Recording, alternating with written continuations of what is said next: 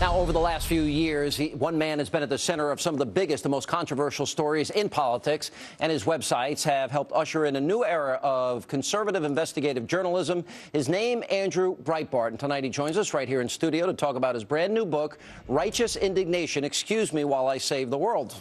Brother Breitbart. Thank you. Breitbart.com. We got biggovernment.com. We got Big Hollywood. BigHollywood.com. We're going to take on education next, go after the teachers and the union organizers. I mean, we're going to put you want to really save the world. I do. It's not just me. It's a citizen journalism revolution that's going on right now, and I'm trying to be the Pied Piper to show you how, in the case of James O'Keefe, he took down Acorn with $1,400 to go city to city to city. The barrier of entry is negligible to have an impact in this political environment. You tell those stories. It's a pretty good story how he walks into your office and he talks about, we're going to take down Acorn. And you said, no, it's bigger than that. We're going to take down journalists.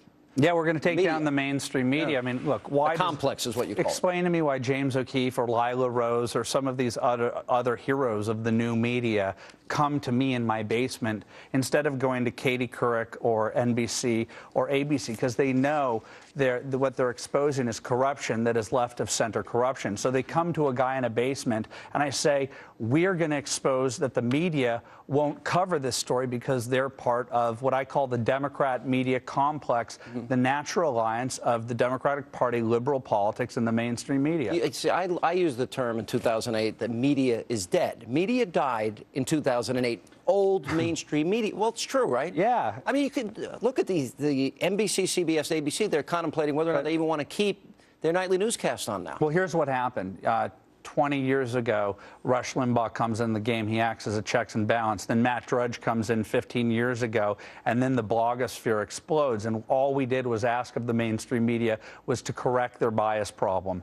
And when they didn't... Add Fox to that, and Rush leading the explosion. Of course.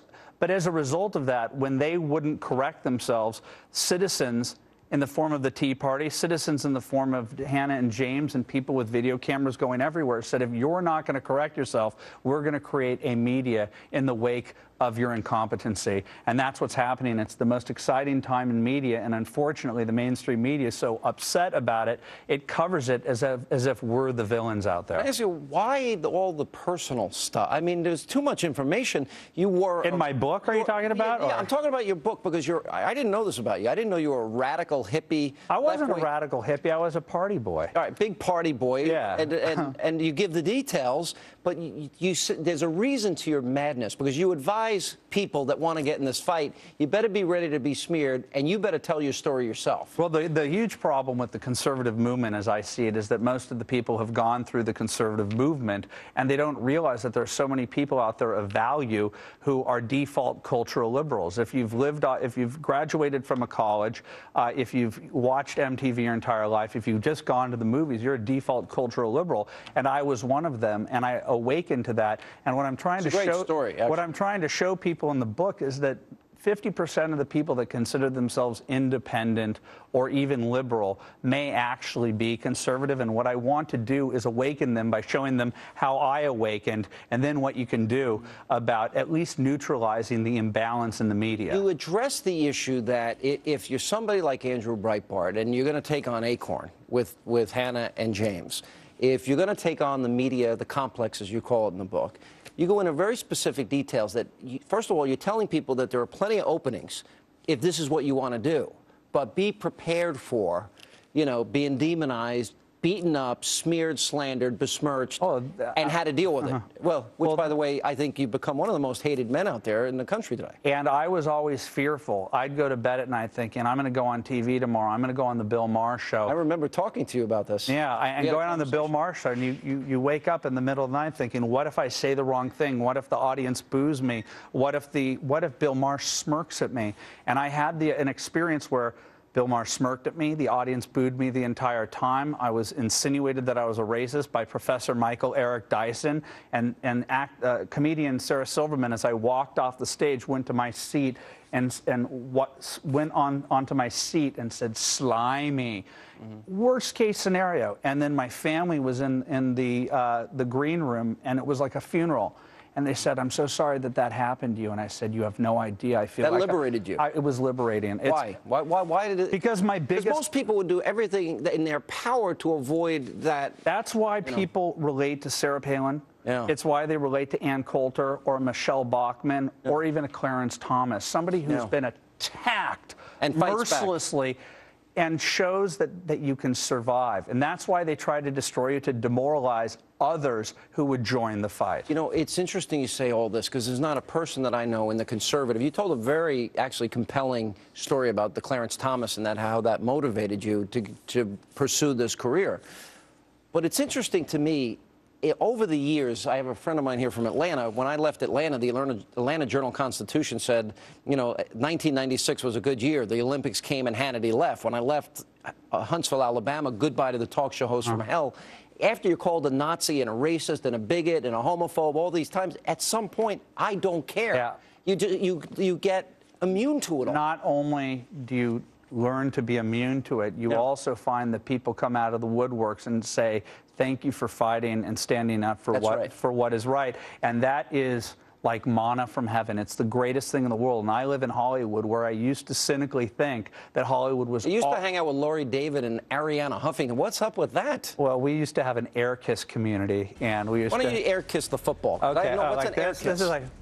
So you don't really kiss. Right, yeah, you just like go like to the side like that. And I'm good at it. I live in Hollywood. But this is one of the most important things I need to tell your audience, is that since I wrote a book called Hollywood Interrupted with Mark Ebner, I used to think Hollywood was all liberal. Because I speak up for culture, these people come out of the woodworks. There are thousands of people in Hollywood, actors, writers, directors, punk rockers, people with mohawks, hip-hop artists who are conservative and who are looking for the moment in time that they can come out of the closet and fight the battle with us. It's a great story and great advice for people that want to get in a fight. Righteous indignation. There it is. Andrew Breitbart. Thank you very much. Thank you for being with us. Appreciate it. And it's time now to check in with the one and only. I can't believe you asked him to air tonight. I know. I can't believe you asked him to air kiss a football. Well, I wasn't going to have him air kissing me. That's a first. Will I look like Lori David or Ariana? I'm just saying, it's like that's a first. That's he a did first. good. But, I thought it was well done. I know, actually, you know what? That was one of the best air kisses of a football I've ever seen. Listen, I'm figuring Jon Stewart will give that 5 minutes at least. Well, there you go. It's free promo. You know, every time they do it, it's free promo. Just no matter what they say, it's great promo. What's going on? Anyway. Our show is a little bit confused right now because we just got some breaking news we were handling at the top of the hour. But we also have Neil Cavuto, our colleague, Peter Barnes, Congressman Ice is here. We've got Senator Kirk. We've got so much tonight. There's so much going on. And the breaking news is a little bit turning us upside down right now. But we'll have it all organized by 10. All right, Greta, we'll be watching 18 short minutes from now. Let not your heart be troubled. Our great American panel. Next.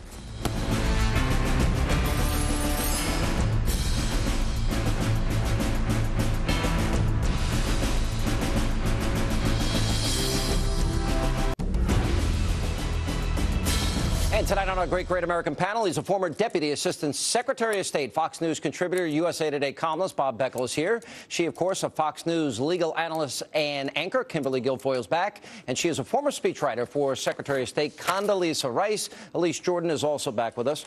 Well, I guess you're really happy because this is tax day. And I figure all you liberals wake up in the morning on tax day, hit yourself in the head, and you say, I'm not paying enough. You need to pay more. I'm so excited about this day. It's like Christmas and Easter and everything rolled into one. I'm excited. I'm particularly excited that you're going to be paying a lot of taxes. Prosecution's up 25% if people cheat. You must be happy about that. Because I can't afford that. The stocks nosedive. The Standard & Poor's now says that, hey, we're at risk of losing our AAA rating. You're happy today. Let me answer it for you, okay? It's all Obama's fault. Okay. Okay. That's exactly what you were going to say. So I might as well look. Barack Obama, I'll repeat it again, is the greatest economic president since Franklin Roosevelt. Where do you get this material from? He does it to tick me off. He really doesn't believe that. I know. He's excited because of all the taxes and all the money that's going to flow to entitlements and further cripple and bankrupt. Are you going to collect Medicare? You've actually worked in government and at Department of Defense, and you really think that more money is what the government? No, I worked in the State Department in the White House, where we spent our money frugally. Oh, yeah, exactly. She worked in the State Department. I know she did.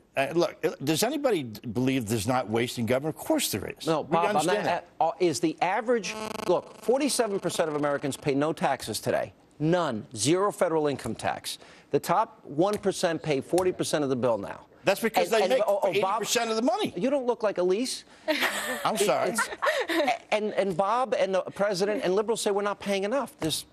Well, I don't think we need to pay more, because I think that more money is more potential to be wasted. I would like to see us actually use the tax dollars that we get in an appropriate manner and not just throw it away on a lot of pork. And especially they build their power. This is the point, Kimberly. And Sean, why should we reward them by actually paying more money for them to be wasteful for when they've shown a complete mismanagement, abdication of leadership, and good financial responsibility in being able to even balance a budget, agree upon anything whatsoever, and then pat themselves on the back by saying we've reduced spending and we're actually going to make these significant cuts? Well, if you look back at the history of the last couple of years, our spending has gotten so out of control, we haven't even ticked it off in terms of where we were before. You tell me one Republican that's ever balanced the budget. I can tell you a Democrat, Bill Clinton, but can you tell me one Republican that's ever balanced the budget? I can answer your question. But look at the amount of spending and what we've increased since your guy. No, it's my guy. We didn't get $14 trillion out of Barack Obama. 11 million of that came from Republicans. Bob, in 20 months, he's accumulated more new debt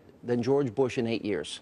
Yeah, 20 short months. And you know what, Bob? At some point, you got to say, when we only take in $2.2 trillion and Obama spends $3.6 trillion, that spending is a problem, Bob. If we confiscated people's wealth, we can't pay for all of this. If George Bush had not cut taxes across the board, or at least figured out a way to pay for it, we wouldn't have gotten ourselves in the trouble we're in. This guy inherited a surplus. That's right. And he took it and ran it into a deficit of huge numbers. Okay. Now, you guys want to sit here and defend it and he's out of office nearly 3 years. Are you done? Now can we talk about Obama's debt and deficits? You want to talk about the numbers. That's the problem. Well, I'll be happy to talk about the numbers. I'll be happy to talk about the numbers. When you're facing a depression and you decide to spend almost $1 trillion on a stimulus package, that saved the world from. No, that's not right. Where do you think we'd be today if we hadn't spent that money? Well, unemployment would be below 8%. We would have naturally gotten out of this. This is one of the most anemic. You guys are all on acid. Ever. And I just don't understand how the current trajectory we're on is actually going to be saving money, especially when this latest incursion in Libya, which I think we're up to nearly $1 billion by this point. More wasteful spending. Yeah, why no do we need what was exactly no return on our investment? I think you guys would have said that if they massacred 200,000 people.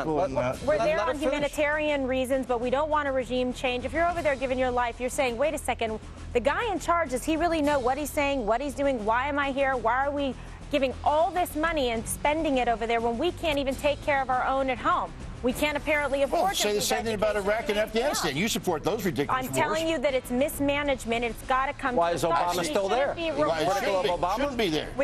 With being reelected in 2012 or be given more money. We'll get Michelle Bachmann be reelected. Get elected in 2012. At least she knows how to do numbers. Oh my God! Don't tell me that, please. I'm going to New Zealand. More with our. I'll pay your fare if you promise not to come back. More with our great American panel. Straight ahead. Michelle Bachmann. And we continue now with our great American panel. All right, let's go back to these speeches this weekend from Donald Trump, and we'll start with Governor Palin. No, our president isn't leading. He's punting on this debt crisis. The only future that Barack Obama is trying to win is his own reelection. He's willing to mortgage your children's future to ensure his own. And that is not the audacity of hope. That's cynicism. Over the years, I've participated with people like this in many battles and have come out almost always as the victor. And I have to say that because, I don't want to be braggadocious, but you need that kind of a person, whether it's me or somebody else. All right. One of the things that's interesting to me is anybody that is fighting. Governor Palin, I thought, gave a great speech. I think the reason Trump right now is resident, he's punching, he's fighting, and people are saying, great, they love it. And I think any Republican candidate can learn. They want fighters. Congress can learn. They want people fighting.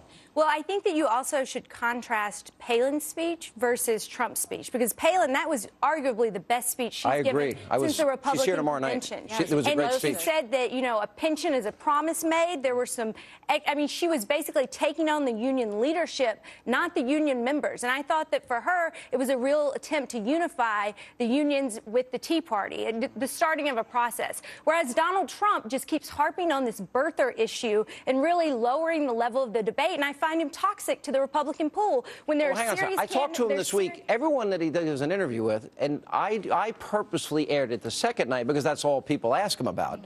And he even says, I don't even want to talk about it anymore, but people keep asking me, so he gives an honest answer. But I think it's a lot deeper than that in terms of what he's saying.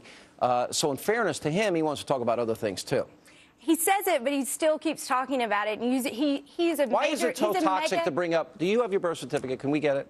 Probably. Can we get your birth certificate? Of course, in my office. No. Does it go back as far as 1908? No, it's... They didn't make them back then. They didn't make them back then? Look, I'm the illegitimate son of an illegitimate son. Oh, Look, can I just say one thing about Donald Trump? I can't believe you're actually... This shows you how bad the Republican Party situation is, that Donald Trump would lead the polls. This guy had made another comment. You didn't put it on here. He said, I do good with the black. I'm great with the black. The blacks like me. Now, I mean, come on. This guy is an overrated developer whose old man gave him his money. And if he's in... but I'll tell you what, he should be on top of the Republican ticket, given the rest of it. Interesting. Kimberly. But if your guy is so great and Trump is so pathetic, then why is Obama only ahead of Trump by 15 points? It's a joke. Let us have. Please. And President I'll be Obama, the first one to cannot I get think over it's really early. I'm not any of the Republicans. I'll tell you what. Why don't you put Sarah Palin and Trump together on a ticket? I'm not concerned about where Obama is polling versus Trump. I think it's really early. Giuliani was at 50% at this time in the 2008 election cycle. What I do think, I mean, Trump lowering the level of debate, talking about how he's wealthier than Mitt Romney, he's made more money. But that's his style. That's his exactly, and personality that's why I think that what is he adding to the debate? He's not, really. I think he's adding a lot of things. He is. And same with Governor Palin. And I think, especially because conservatives were disappointed with the deal that was made with Obama, I think they're looking for people to fight. I think it's more the spirit of what Trump is doing versus anything else. I think they want people that will take on Obama, challenge him on his liberal socialist ideals, his timid, weak, and cowardly foreign policy, and I think that person will end up victorious. Otherwise, you want somebody who's just going to lay it down? No, that's why people respond to Sarah Palin. That's why people respond to what Donald Trump has to say. Ultimately, do I think he's going to secure the nomination from the Republican Party? I don't even know if he's running. I mean, it's way too early. Lisa's right. We'll see. But nevertheless, there's discourse, there's discussion, there's passion and enthusiasm. And the Americans that are tired of getting ripped off blind and being disrespected and money taken out of their pockets that they feel they can spend better on behalf of their family want someone that has some gravitas and some legs to stand up. I would argue. I don't think Trump has gravitas and legs to stand up. Why are you country. so anti-Trump? I think that I think he's using this to promote his brand. Donald Trump has become more. He has made far more money by being Donald Trump. What is up with you, for what he's Bethel? actually done with real estate. He took the laughing gas and I'm sorry. The word gravitas and the Republican candidates. Yeah, let me tell you that Barack Obama, Bill Ayers, Jeremiah Wright connection really did a lot for the country. Let me just say, I'd be the first one to endorse a Donald Trump and Sarah Palin ticket. Greta's next. Sarah Palin tomorrow night. See you then.